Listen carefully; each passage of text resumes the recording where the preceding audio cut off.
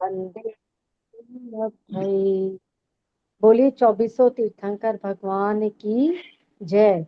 बोलिए उमा स्वामी महाराज की जय। द्वादशांग जिनवाणी माता की जय। जैन धर्म की जय। तत्पर सूत्र का चौथा अध्याय चल रहा है, जिसमें हमने 27 सूत्र पढ़ लिए थे कल। तो थोड़ा सा एक बार बता देती हूँ कल वाले का क्या था। हमने बताया था कि जैसे जैसे हम ऊपर स्वर्गों में जाते जाते हैं, स्वर्गों से ग्रेवियक में, अनुदिश में आगे आगे जाते जाते हैं, तो वहां पर आयु, उनका प्रभाव, उनका सुख, उनके शरीर आदि की कांति, लेशा, विशुद्धि, ये सब धीरे धीरे आगे आगे बढ़ता जाता है। तो क्या कम होता है? तो वहां पर जैसे जैसे ऊपर जाते जाएंगे तो उनका गमनागमन कम होगा, उनके शरीर की हाइट कम होगी, उनके विमानों की लंबाई चौड़ाई कम होगी, तो उनका परिग्रह भी कम होगा। और क्योंकि उनकी लेशा शुक्ल लेशा बन रही है, तो उनमें अभिमान धीरे धीरे कम होता जाएगा। फिर हमने पढ़ा शुरू के जो दो युगल हैं, सौधर्म ऐशान, सानत कुमार महेंद्र, इनमें पीत लेशा होगी। फिर आगे के तीन युगलों में पद्म लेशा होगी, और फिर उससे आगे के स्वर्गों में शुक्ल लेशा होगी। और ग्रेवियक से पहले पहले जितने भी वैमानिक देव हैं, उनको हम क्या कहते हैं? कल्पवासी देव कहते हैं। उनको क्या बोलते हैं? कल्पवासी देव। 16 स्वर्ग तक। क्यों? क्योंकि वहां पर इंद्र प्रति इंद्र की कल्पना की जाती है। पांचवें स्वर्ग को हमने बोला था ब्रह्म। तो उसका यानी ब्रह्मलोक जिसका आलय है या रहने का स्थान है, वो कौन से देव है? लोकांतिका। लोकांतिक देव जो है वो कहाँ रहते हैं? ब्रह्मलोक के ऊपर वाले भाग में या अंत वाले भाग में। इनको लोकांतिक क्यों कहते हैं? क्योंकि इनके संसार का अंत आने वाला है। ये एक भवावतारी है, बस अब एक एक मनुष्य का जन्म लेंगे और वहां से ये मोक्ष को प्राप्त कर लेंगे। फिर इनके नाम बताए थे, सारस्वत, आदित्य, वन्य, अरुण, गर्दतोय, तुषित, अव्याबाद और अरिष्ट। ये इनके लोकांतिक देवों के 8 प्रकार हैं। और जो विजया आदिशु है, जब हम ऊपर जाते हैं ना 16 स्वर्गों के ऊपर, तो वहां पे जो विजया आदि है वो कैसे हैं? दो दो भवावतारी हैं। यानी 9 अनुदेश और 5 अनुत्तर विमान। 5 में से 4 सर्वार्थ सिद्धि वाले तो एक भवावतारी है। तो ये 4 ये सब क्या हैं? 2 भवावतारी हैं। यानी 2 भवों के बाद इनको मोक्ष हो जाएगा। 2 मनुष्य जन्म लेने के बाद में इनको मोक्ष हो जाएगा। अब उपपात जन्म वाले और मनुष्य जन्म के अलावा जितने भी जीव दिखाई देते हैं, वो सब क्या हैं? तिर्यंच हैं। जितने जो भी आपको सब कुछ दिखाई दे रहा है, तो वो समझ लेना वो तिर्यंच गति में आते हैं। यहां तक कल हमने पढ़ लिया था। अब आज हम पढ़ेंगे सूत्र क्रमांक 28। ठीक है, चलिए पहले मैं पढ़ रही हूँ, फिर नीलम भाभी आप पढ़िएगा। स्थितिर सुर नाग सुपर्ण द्वीप शेषाणाम सागरोपम त्रिपल्योपमार्ध हीन मिताहा। सॉरी, हीन मिता। हीन मिताहा नहीं पढ़ना, हीन मिता। हाँ पढ़िए। मेरे में तो विसर्ग लगा हुआ है लास्ट में। लगा हुआ है, लेकिन यहाँ पर लगाना नहीं है, क्योंकि जो आचार्य श्री है ना वो बोलते हैं कि यहाँ पर विसर्ग नहीं आएगा, उन्होंने मना किया है इसलिए। चलिए। स्थितिर सुर नाग सुपर्ण द्वीप शेषाणाम सागरोपम त्रिपल्योपमार्ध हीन मिता। हाँ, हीन मिता, ठीक है। अब देखो, अपन ने 10 भवन वासी देवों के नाम याद किए थे। मैंने कहा था करके आना। नीलम भाभी याद है तो सुनाओ, जितना आता है बोलो। असुर हाँ बोलो, कुमार, असुर। हाँ नाग कुमार, हाँ विद्युत कुमार, सुपर्ण हाँ। कुमार, अग्नि हम्म, कुमार, वात कुमार, स्तनित कुमार, उदधी कुमार, द्वीप कुमार, दिक कुमार। ठीक है। ये हमने किसके नाम पढ़े? भवनवासी देवों के। हम पीछे क्या पढ़ के आए थे? सूत्र कौन सा था वो? मेरे को सूत्र नंबर तो याद नहीं है। सूत्र नंबर देख लो। हाँ, ये था सूत्र नंबर 10। इसी लेसन का जो 10वां सूत्र था उसमें भवनवासियों की ये 10 भेद आए थे। अब इनकी आयु बता रहे, स्थिति, स्थिति मतलब इनकी आयु। तो इनकी आयु कितनी कितनी है वो हम देखते हैं। सबसे पहला देखो ना, स्थितिर सुर, तो यहां से अ निकल जाएगा, तो यानी असुर कुमार। ठीक है। फिर नाग कुमार, फिर उसके बाद में सुपर्ण कुमार, द्वीप कुमार, शेषाणाम। शेषाणाम 10 हमने पढ़े थे, तो 4 के नाम तो यहाँ आ गए, और शेषाणाम में कितने आ जाएंगे बाकी के? 6। 10 में से 4 बच गए तो 6। इनकी आयु कितनी कितनी है वो आगे बता रहे हैं। सागरोपम, यानी सागर की उनकी आयु है। त्रिपल्योपमार्ध हीनमिता, 3 पल्य में अर्ध, अर्ध मतलब आधा, हीन मतलब कम करते जाओ, तो ये उनकी आयु बनती जाएगी। इस सूत्र को थोड़ा बहुत ढंग से समझने की जरूरत है कि वो क्या कहना चाह रहे हैं सूत्र में। देखो, भवन वासियों में पहला हमने पढ़ा था असुर कुमार जाति के देव। ठीक है। तो इधर तो हो गया असुर कुमार जाति का देव। इधर है सागरोपम, यानी जो असुर कुमार जाति के देव हैं उनकी उत्कृष्ट आयु होगी 1 सागर। ठीक है। भवन वासियों में जो असुर कुमार देव हैं उनकी उत्कृष्ट आयु होगी 1 सागर की। ये हमने कैसे लगाया कि एक तरफ उन्होंने नाम दिया है और एक तरफ आयु दी हुई है, तो अब जैसे जैसे क्रम से उन्होंने लिखा है ना वो हम करते जाएंगे। ठीक है।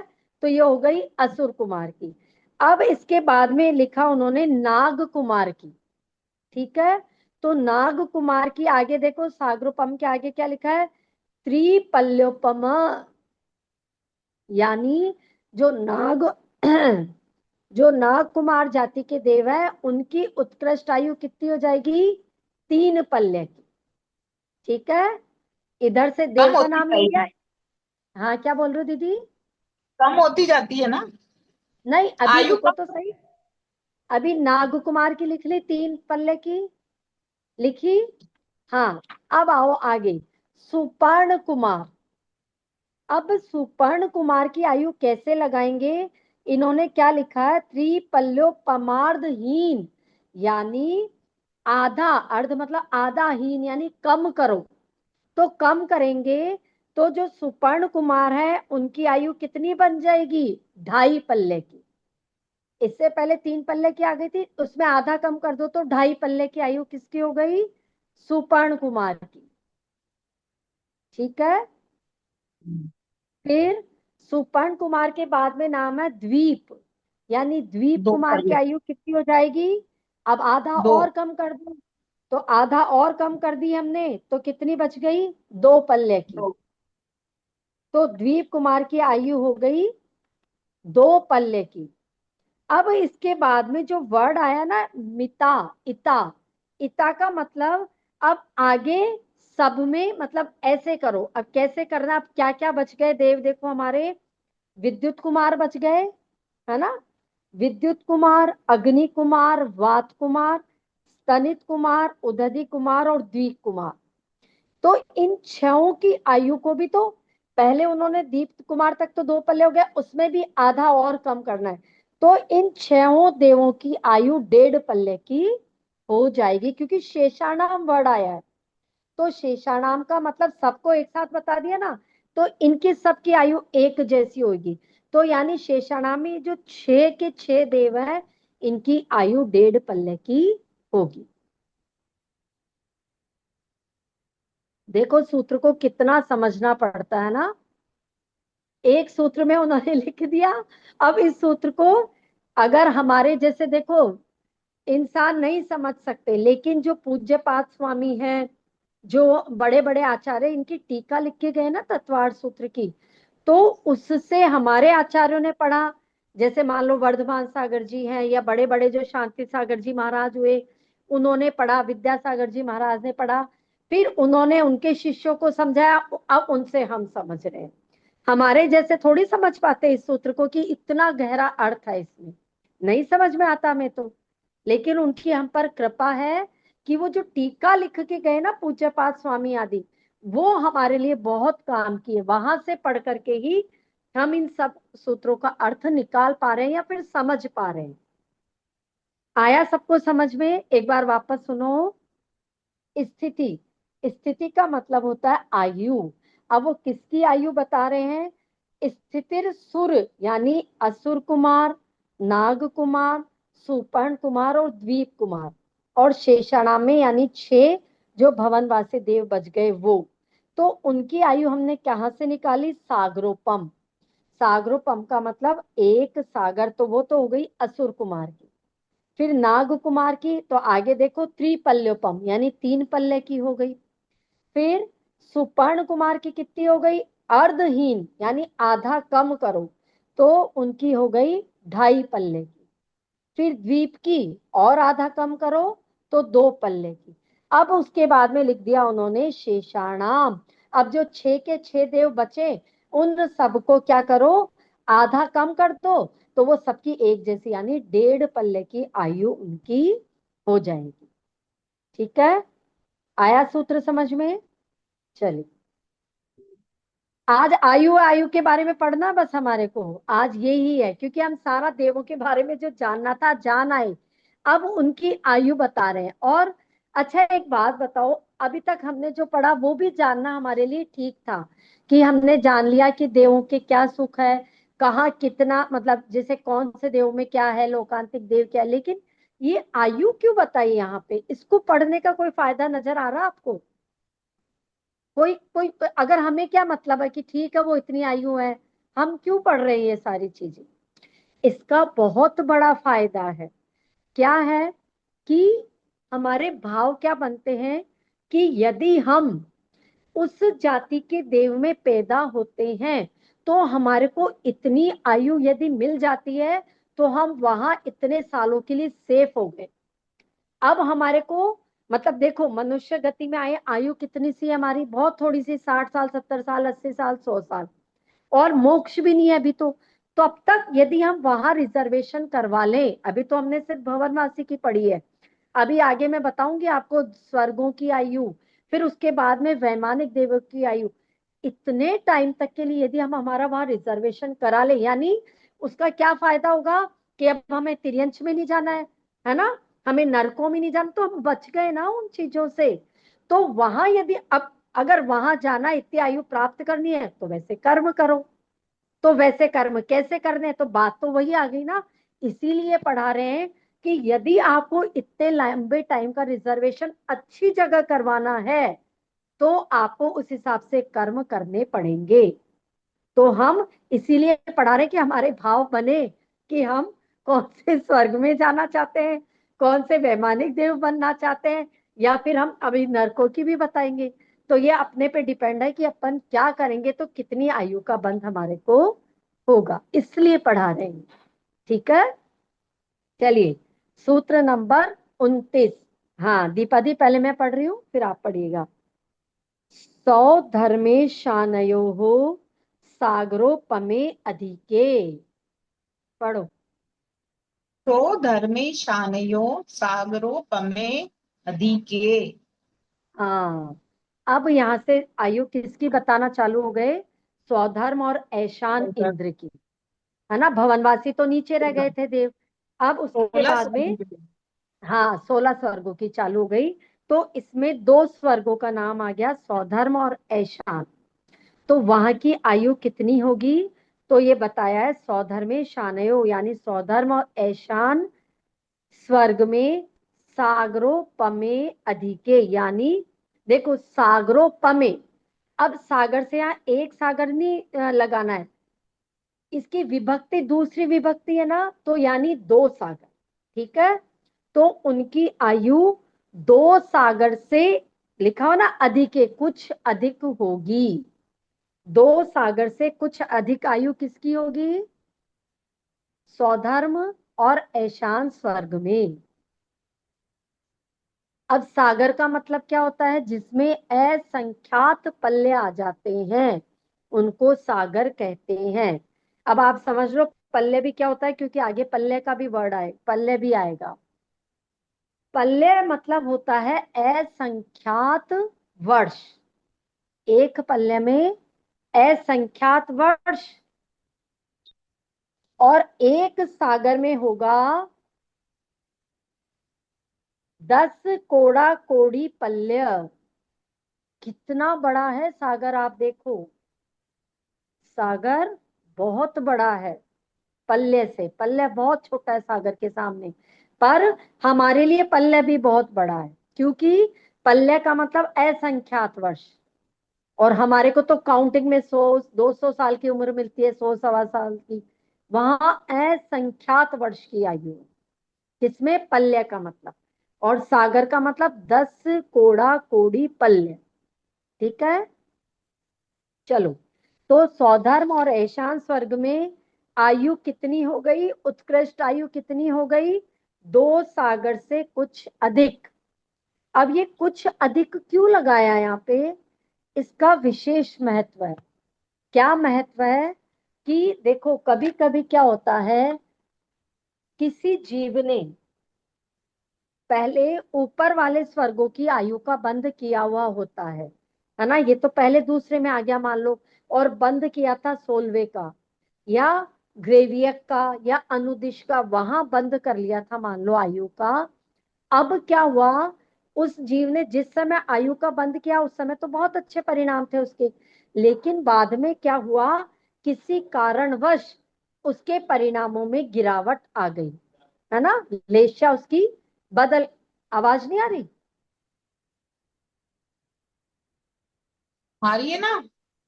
आ रही है। बीच बीच में कट रही है थोड़ी थोड़ी सी देर। हो सकता है नेटवर्क का इश्यू हुआ ना। हाँ तो सुनो। हाँ ठीक है तो ठीक। ठीक है ना, हाँ मैं क्या बता रही थी, हाँ। तो क्या होता है, जीव जिसने एक बार देखो देवायु का बंद कर लिया ना अगर, तो वो निश्चित रूप से जाएगा तो देव पर्याय में ही। लेकिन क्या होता है, उनके यदि परिणामों में गिरावट आ गई, किसी कारणवश उनमें कोई कषाय के कारण किसी वजह से उनकी परिणामों में गिरावट आ गई, तो उनकी फिर आयु भी कम हो जाती है। अब आयु कम हो गई तो क्या हो गया, पहले तो आयु बंद किया था ऊपर वाले स्वर्गों में, देव विमानों में, लेकिन अब आयु में उसमें परिणामों में गिरावट आ गई, तो उनको नीचे वाले स्वर्गों में जाना पड़ता है। तो वो जो नीचे वाले स्वर्गों में गए ना, तो उनको बोलते हैं घातायुष्क देव। क्या बोलते हैं उनको?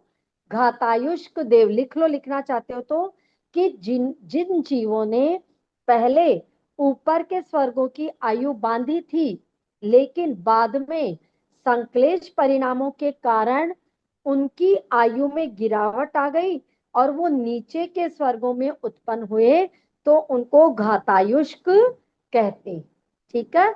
या घात आयुष का मतलब आयु को कम कर लेना, उन्होंने अपनी आयु को कम कर लिया।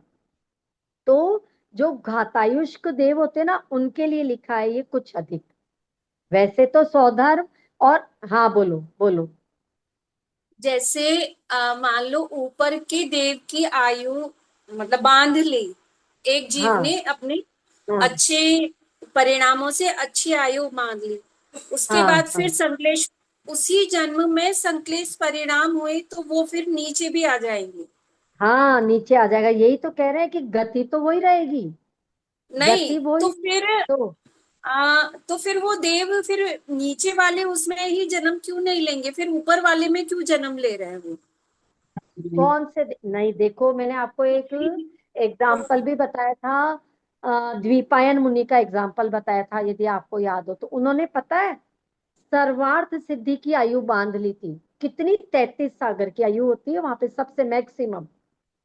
अब क्या हुआ बाद में, जब वो द्वारिका नगरी में थे, कुछ उद्दंडी लोगों ने उनको गुस्सा दिला दिया, मदिरा आदि पी रहे थे, वो गिरा दी उसको इधर उधर, तो उनको इतना क्रोध आ गया कि उस गुस्से की वजह से उनके मस्तिष्क से एक पुतला निकला। वो पुतला गया, उसने पूरी द्वारिका नगरी को ही जला दिया। ठीक है, और वो वापस आके पुतले ने, कहते हैं, खुद को भी उनको भी जला दिया। अब क्या हुआ, उस समय उनके संश्लेष परिणाम हो गए ना, तो वो सीधा 33 सागर से गिर करके, और तीसरे स्वर्ग में, शायद उनका तीसरे में या पांचवें में ऐसा कुछ है, कि वहां कहाँ तो ऊपर वाला स्वर्ग, और कहाँ से वो बिल्कुल ही नीचे आकर के उनका जन्म हुआ। तो उनकी आयु में गिरावट आ जाती, गति वही रहती है, कहाँ 33 सागर और कहाँ 2 सागर, 3 सागर, 5 सागर, मतलब ऐसे आयु रह जाती है। इसका ये है उल्टा भी कहना। तो हो सकता है, जो राजा श्रेणिक ने ना 7वें नरक की आयु बांधी थी, 84,000 वर्ष की रह गई थी उसकी। हाँ तो उल्टा उसके हाँ परिणाम हाँ। में ऊपर भी तो आ सकते हैं। परिणामों में अच्छा, बाद में उन्होंने क्या किया, जब निर्मलता आ हाँ। गई, वैयावृत्ति की, महाराज को हम्म। वापस से पुनः करा, तो उनकी आयु क्या हो गया, फिर वो पहले नरक में तो चले गए। धातु इश्क दोनों तरफ से लगा सकते हैं, नीचे ऊपर दोनों तरफ से लगा सकते हैं ना इसको, मतलब नीचे नहीं भी आ देखो, सकते हैं, ऊपर भी जा सकते नहीं, ऊपर जाने का इसमें उल्लेख नहीं आया है, इसलिए मैं नहीं बोलूंगी कि ऊपर का हैं। उल्लेख नहीं। इसमें नहीं आया। नीच घातायुष्क का उल्लेख जरूर आया, कि कोई अच्छा। अपनी आयु मैक्सिमम जो उसने बांध ली ना, तो हाँ। उससे ऊपर को जाने का उल्लेख इसमें नहीं आया है। इसमें सिर्फ अच्छा। घाताई, हाँ, कि वो आयु, गति तो देखो देव की है ना, चाहे वो सौधर्म ईशान में है, चाहे ऊपर वैमानिक देवों में है गति, देव गति, तो गति तो उसकी वो ही रहेगी, लेकिन वो आयु में कमी कर लेता है अपने परिणामों की वजह से। ठीक है। हाँ, तो ये हो गया सौधर्म। तो ऐशान इंद्र, अच्छा, एक चीज और समझ लो, यदि किसी ने, जीव ने, डायरेक्ट सौधर्म और ऐशान स्वर्ग की आयु बांधी है डायरेक्ट, तो फिर उसकी आयु 2 सागर ही होगी। ये समझना आप बात। किसी जीव ने डायरेक्ट सौधर्म ऐशान इन स्वर्ग में यदि उनको जाना है, तो उनकी 2 सागर है। ये सिर्फ जो अधिक शब्द आया है, ये किसके लिए आया है, घातायुष्क देवों के लिए, कि जो उनको, मतलब समझ लो, एक तरह से बोनस दे दिया, कि चलो भाई, तुमने पहले ऊपर इतनी बांधी थी, तो ये कोई नहीं, तुम्हें हम अधिक कुछ दे देते हैं बोनस में, तो वो उनके लिए है बस, खाली, बाकी वैसे 2 सागर। ठीक है, चलो आगे का सूत्र, सूत्र नंबर 30। हाँ, दीपा जी लाडनों से। सानत कुमार महेंद्रयो सप्त। सानंत कुमार महेंद्रियो सप्तः। हाँ, अब सौधर्म ऐशान के बाद में कौन से स्वर्ग का नाम आता है, सानत कुमार और महेंद्र। ठीक है, तो यहाँ आयु कितनी होगी वो बताया है, तो इनमें लिखा है सप्त, यानी 7। अब 7 का मतलब क्या लेंगे हम यहाँ पे, 7 क्या, दिन, महीना, वर्ष, क्या लेंगे, 7 क्या है, 7 का मतलब यहाँ 7 सागर। क्यों, क्योंकि उन्होंने पिछले सूत्र में बता दिया कि पहले दूसरे स्वर्ग में क्या है, 2 सागर। तो अब ये सागर शब्द उन्होंने एक बार बता दिया। अब हम क्या पढ़ के आए थे इससे पहले, आपको सूत्र याद हो, जैसे जैसे हम ऊपर जाते जाएंगे तो उनकी आयु बढ़ती जाएगी, बताया कि नहीं बताया। तो अब यानी 2 सागर से तो ज्यादा ही होनी है, कम तो होनी नहीं है। देखो, आचार्य बहुत कंजूस होते हैं, वो हर चीज नपी तुली लिखते हैं। सूत्र का मतलब ये होता है कि उनको एक शब्द वो बार बार में रिपीट ही नहीं करते सच में, तो उन्होंने सप्ताह लिख के छोड़ दिया, 7। अब ये अपने को खुद को जानना है कि जब पहले दूसरे में 2 सागर हो गई, तो सप्त का मतलब 7, यानी 7 सागर, यानी तीसरे चौथे स्वर्ग में आयु कितनी हो जाएगी, 7 सागर। ठीक है, और ये कहां से भी जान लिया हमने, क्योंकि हमने पढ़ा था ना, स्थिति प्रभाव सुख द्युतिलेशा विशुद्ध इंद्रियावधि वश्य तो धिकाहा, अधिक अधिक होता जाएगा, यानी आयु अधिक अधिक होती जाए। ठीक है, चलो तो अब 7 आगे है, सागर से कुछ अधिक हुई ना, 7 नहीं, सागर से 7 कुछ अधिक। 7 सागर से कुछ अधिक, हाँ, कुछ अधिक किसके लिए लगाएंगे, जो घातायुष्क देव है उनके लिए। बाकी जिस जीव ने यदि डायरेक्ट बांधी है ये आयु, तो फिर उनके लिए तो 7 सागर, और मतलब घातायुष देव यदि यहाँ पर आते हैं तो उनकी कुछ अधिक, 7 सागर से कुछ अधिक उत्कृष्ट आयु। ठीक है, चलिए सूत्र नंबर 31। हाँ, अब सूत्र नंबर 31 नीलम भाभी। त्रि सप्त नवेकादश त्रयोदश पंच दशभिरधिकानि तु। पढ़िए। त्रि सप्त नवेकादश त्रयोदश पंच दश दशभिरधिकानि तु। हाँ, अब यहाँ पर सारे देवता यानी चौथे स्वर्ग के बाद में 16वें स्वर्ग तक के सारे देवों की आयु का वर्णन एक में ही बता दिया। क्या बता, इस सूत्र को भी बहुत ढंग से समझना है। जैसे हमने 28वां सूत्र समझा था ना, कितने मैथ्स कैलकुलेशन लगानी पड़ी थी हमारे को, तो इसमें भी बहुत ढंग से इस सूत्र को समझना है। देखो, पहले तो इसका सामान्य अर्थ बताती हूँ। त्रि, त्रि मतलब 3, सप्त, सप्त मतलब 7, नवे है ना, नवे का दश का मतलब हो गया 9, एकादश का मतलब 11, त्रयोदश का मतलब 13, पंचदश का मतलब 15, भीरधिकानि तु, यानी ये जो अधिकानि शब्द आया है ना, अधिक अधिक करो। अब किसको अधिक करें, इसका क्या मतलब निकालना हमारे को यहाँ से, तो ये बता रहे हैं कि जो हमने पहले जो सौधा ये सॉरी ये सानत कुमार और जो महेंद्र की आयु पढ़ी ना हमने, यहाँ पर कितने सागर की थी वो, 7 सागर की पढ़ी थी इससे पिछले सूत्र में। तो ये कहने हैं कि उनकी जो आयु बताई ना 7 सागर की, वो सब आप इतना इतना उनमें ऐड करते चलो तो आगे आगे स्वर्गों की आयु आती जाएगी। अब देखो कैसे करना है इसको। आपने लिख लिया ना कि तीसरे चौथे स्वर्ग में उत्कृष्ट आयु कितनी है, 7 सागर लिख लिया, या 7 सागर से कुछ अधिक लिख लिया।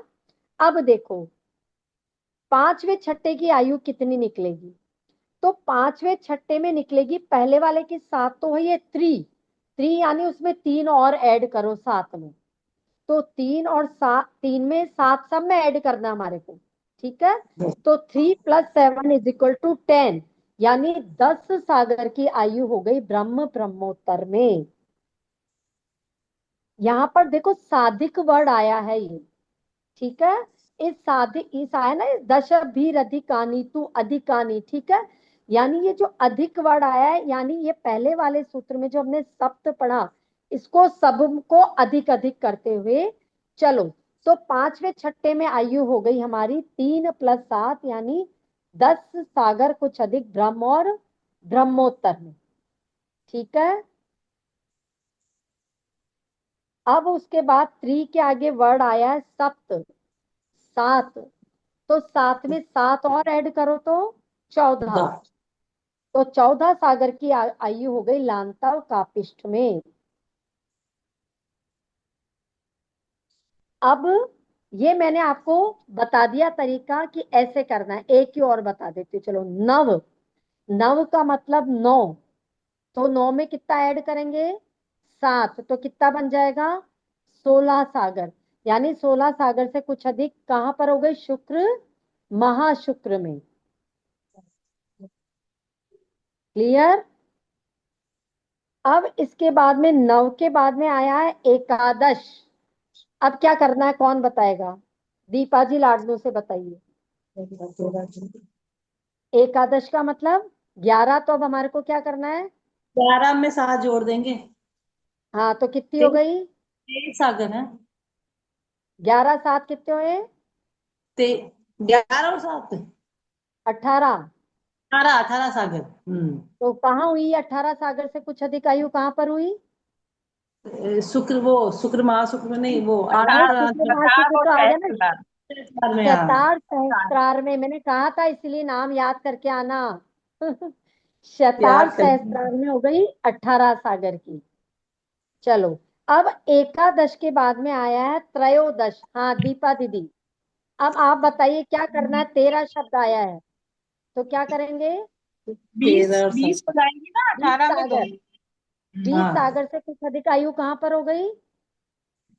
वो आणत प्राण आणत हाँ प्राणत में। आनत प्राणत, आनत प्राणत में 20 सागर से कुछ अधिक। फिर त्रयोदश के बाद में आया है पंचदश 15। नीलम भाभी बताइए क्या करना है। 15 और उसमें हाँ 7 जोड़ देंगे हाँ तो कितने हो गए। तो 22 सागर, 22 सागर। तो 22 सागर की या इससे कुछ अधिक आयु कहाँ हो आरण, गई। आरण अच्युत, अच्युत। और अच्युत में। हाँ तो ये देखो 16 स्वर्ग तक के देवों की आयु ये इन्होंने बता दिया कि ऐसे निकलेगी। यानी लास्ट वाला जो स्वर्ग है 15 16, वहां पर मैक्सिमम उत्कृष्ट आयु कितनी है, 12 सागर से कुछ अधिक। Sorry sorry sorry, 1 minute. मैं तो हाँ 22 एक सागर चीज आएंगे। समझो, 1 सेकेंड समझो, 12 सागर ही लिखना है इसको, 12 सागर से अधिक 22, नहीं। 22। सॉरी 22, 22। हाँ सुनो, 10 सागर हो गई थी ब्रह्म ब्रह्मोत्तर में, लांतव हम्म कापिष्ट में हो गई 14 तो सागर, शुक्र हाँ शुक्र महाशुक्र में हो गई 16 16 सागर। 12वां स्वर्ग कहाँ तक आ गया हमारा, शतार सहस्त्रार तक आ गया। ठीक है, तो 11 और 7 18, शतार सहस्त्रार यहां तक से कुछ अधिक लगाना है हमारे को। ठीक है, इसके बाद में कुछ अधिक नहीं लगाएंगे। यानी आनत प्राणत और आरण अच्युत में हम उत्कृष्ट आयु कितनी लिखेंगे, 20 सागर और 22 सागर। ये क्यों, देखो इसलिए लगाया कि यहां पर लास्ट में शब्द आया है तू।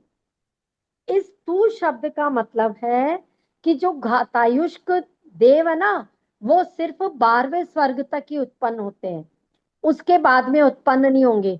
तो ये जो अधिक शब्द हम लगा रहे थे, यानी जो बोनस वाली आयु मिल रही थी, वो 12वें स्वर्ग तक के देवों को ही मिलेगी, उसके आगे नहीं।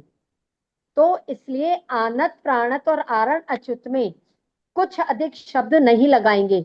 वहां पर 18 सागर और 22 सागर की मैक्सिमम यानी कि उत्कृष्ट आयु होगी। आ गया समझ में। तो ये आज हमने पढ़ा भवन वासियों में आयु, फिर उसके बाद में 16 स्वर्ग में कितनी कितनी आयु होती है। एक सूत्र देख लेते हैं, अगर टाइम है तो कर लेते हैं ये वाला भी फटाफट से। हाँ पहले मैं पढ़ रही हूँ, फिर चांदनी। सूत्र नंबर 32, आरणाच्युत, आरणाच्युतादूर्ध में कैकेन नवसु ग्रेवियकेषु विजयादिषु सर्वार्थ सिद्धौ च।